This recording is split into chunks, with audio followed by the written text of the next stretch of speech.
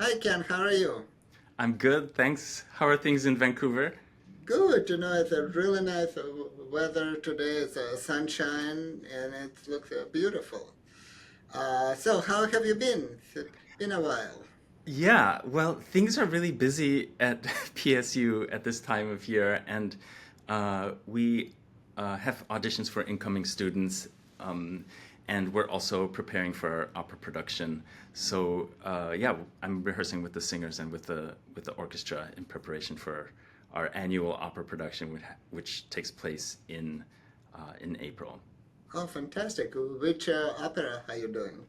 We are doing Puccini this year, and we're doing two one-act operas, Suor Angelica and Gianni Schicchi. Oh, those are amazing. So you've been on sabbatical, right? And you just this is your first year back or second year? I think it's my second year back. Tell us a little bit about what have you been doing on your sabbatical. Now, I know you've done some recording projects, some really exciting things. Yeah, so the big recording project was I had taken some tangos of Astor Piazzolla that he had played with his band, and transcribed them and arranged them. And Thomas Kotik, who is a violinist, my colleague at Portland State University, he recorded them with me. The arrangements are for violin and string orchestra, and we did these seven new arrangements along with the Four Seasons arranged by Russian composer Desyatnikov, and that was the biggest project during the sabbatical period. But it took 2 years to complete the editing and the publication. But now it is available, and we're really excited about that.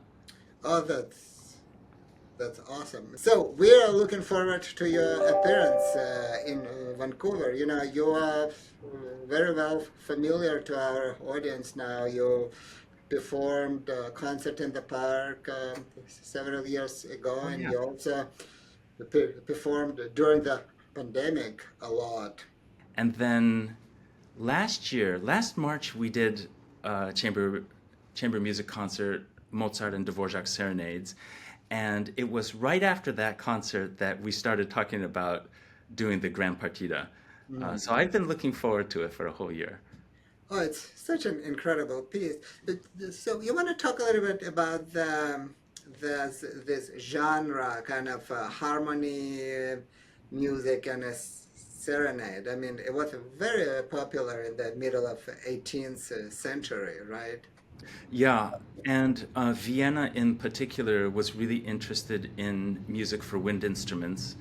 And Mozart, this is in 1781 that Mozart wrote the Gran Partita. And it was the year that he moved to Vienna, and he met a lot of wind players, probably great wind players, and a lot of interesting musicians.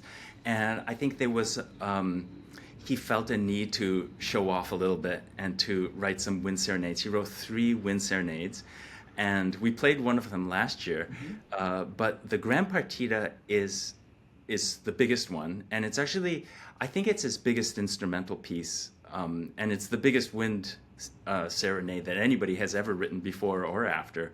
It's twice the length of the other two combined, and it's in seven movements, so it's quite extensive and impressive, I think, in many ways. And a lot of times serenades were played like as a light entertainment, right? Like at dinners and kind of outside. But the Grand Partita transcend that genre, right? Absolutely. I think, he had just written Idomeneo, which was his first operatic masterpiece. And the Gran Partita is considered one of the first pieces where he really took the idea of writing uh, operatic music for instrumental ensembles. Mhm. And you get a lot of there are two slow movements. Both of them are like arias. One of them is actually labeled romance, and the first movement and the last movement, I think, are very operatic in terms of music that portrays operatic characters and their activities. And there's something to be said about his collaboration with clarinetist Anton Stadler. There's a lot been written about it, and in fact, this year I feel like it's been a year of Stadler at the VSO, because we played his Mozart clarinet quintet early in the year. Mhm. And then last concert we played Partita. There's a thought that he actually wrote it with Anton and Johann, Anton, brother Stadler's. Yeah, for sure. And there's also, I think, um, there's a lot of joy in the music making process that he didn't, the music from before he moved to Vienna and all of his music since childhood was very beautifully constructed and written. He was a great craftsman, but it didn't necessarily have the same degree of joy and expression that we find from this period on. And it's probably related to some of all the new friends he met. Well, have you spent any time in Vienna?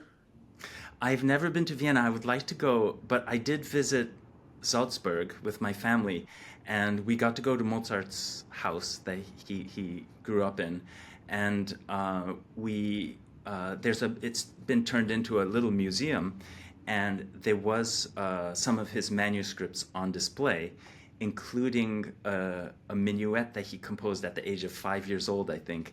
And it's a really beautiful minuet in G major, and it's just incredible to imagine, you know, uh, how that was possible. And he wrote his first symphony. I think he was 10 years old, and he wrote his first opera when he was 11. So already by that point, he was so accomplished, and the legend, of Mozart stems from those childhood experiences. But I think what I find really interesting about the Gran Partita is that it was a transformational piece for him, and it kind of started that process that led to things like the Requiem and Don Giovanni later in life.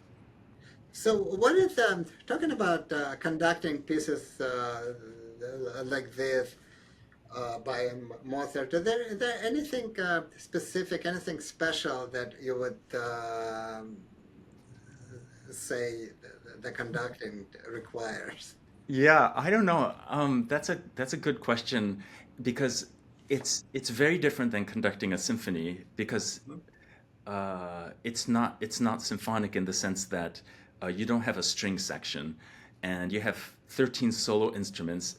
Everybody's given uh, great responsibility in terms of their personal expression and creativity, and yet there are moments where things do need to be unified. In this particular piece, for example, there's two minuets, and the two minuets are really different from each other, and each minuet has two different trios in two different keys. And so there's so many things that are going on, and I think the interaction between the instruments and bringing out the contrasts, I think, are some of the challenges that I'm kind of in my mind at this point. Oh, fantastic. 50 minutes is not really, it might sound a lot, but it's not really. When it's a great piece of music, it just flies by. Oh yeah, absolutely. And I think like for people who like the music of Mozart, everything happens in this piece, and it's just great storytelling all the way through. So yeah, it's really wonderful that we're doing it in Vancouver. I'm really excited about it. Fantastic. Well, I hope our audience is going to join us to hear this magnificent piece. All right. See you soon. Thanks, Igor. Bye bye.